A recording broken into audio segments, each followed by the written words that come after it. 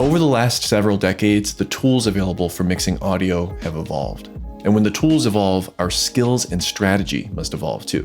This video is sponsored by Oeksound, which is a plugin company that's played a big part in this evolution over recent years.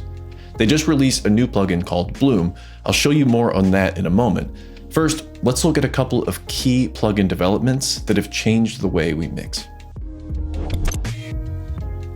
In the early days of digital, there was a stark difference between the almost sterile perfection of digital signal processing, or DSP, and the vibey analog gear that preceded it. As DSP improved and mixing in the box became more popular, the plugins available started to break into two basic categories: plugins that embraced the technical perfections of DSP, and plugins that emulated the technical imperfections of analog gear. You may ask, why would we want to emulate imperfections? There's a beautiful simplicity to using analog gear because it does so much more to the sound than you tell it to, thanks to the fact that it utilizes real electronic components, which are nonlinear and often exhibit very pleasing harmonic distortion. On the other hand, while you can make much more precise adjustments with DSP, a standard digital EQ or compressor won't do you any favors. They do what you tell them to do, no more, no less. But over the last decade, we've started to see some plugins that harness the power and precision of DSP in a new way. Rather than relying on the user to make every single technical adjustment themselves, new plugins like Oeksound Bloom provide a much quicker and much more intuitive route to reaching a desired sound. Oeksound gave me early access to the beta version of their new plugin Bloom, which I've been testing over the last few months, and I'm excited to share it with you. You may recognize Oeksound from their previously released plugins Soothe 2 and Spiff, which have been praised by many engineers working at the highest levels of our industry, so there's no need to take my word for it. This stuff really is incredible. Click the link in the description below this video to start using Oeksound Bloom in your DAW today with a free trial. As a student and teacher of audio myself, I think it's critical that we understand this new wave of plugins as best as we can, and particularly what it means for the way we mix audio. As a general mixing framework, I would first reach for an EQ to cut out problematic frequencies and clean up the frequency balance of each instrument, then use a compressor to define the dynamic character of each instrument, and finish off with some additive EQ and/or more colorful compression to accentuate a particular frequency range and blend each instrument into a cohesive mix. There's more than one way to mix, but this is the way I learned to do it. I think this general process is still a good framework for approaching a mix, but the way we accomplish this may begin to evolve once we have access to smarter plugins. Let's dive into the DAW. Here's a synth pad sound that's already been rendered to an audio track, which means I can no longer adjust the synth controls, and I'll need to use plugins to fit the sound into a mix.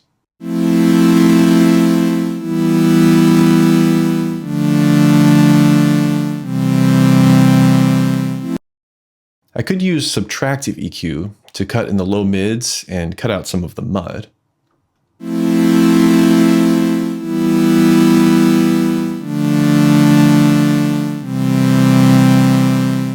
But as you can hear, there's a big problem with what I've done here.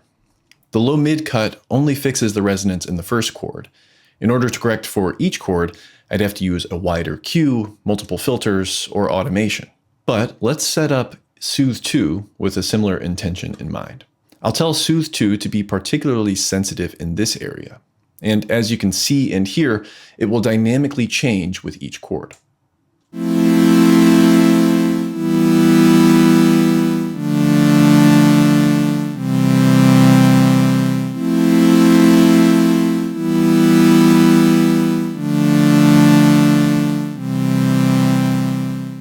That works pretty well. In fact, Bloom on its own can do a similar thing just by turning up this amount knob.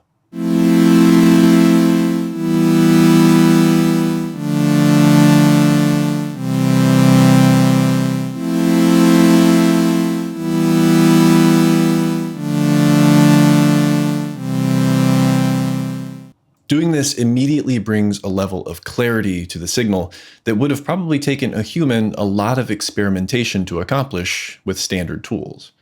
If I want to deviate from Bloom's tonal curve here, I can change these parameters.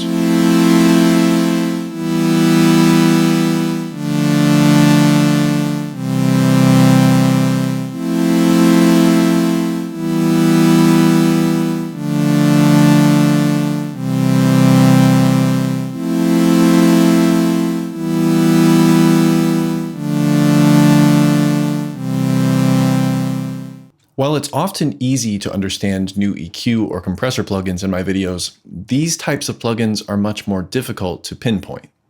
I see and hear what each plugin does, but what are they?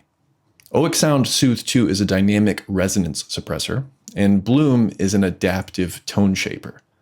The keywords here are dynamic and adaptive.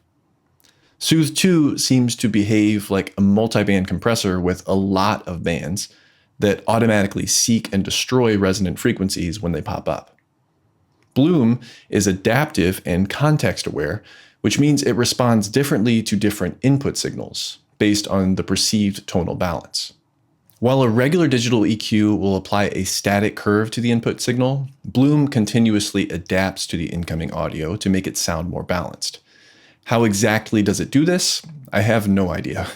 But with a plugin like Bloom or Soothe 2, I've found it's best to just experiment and listen.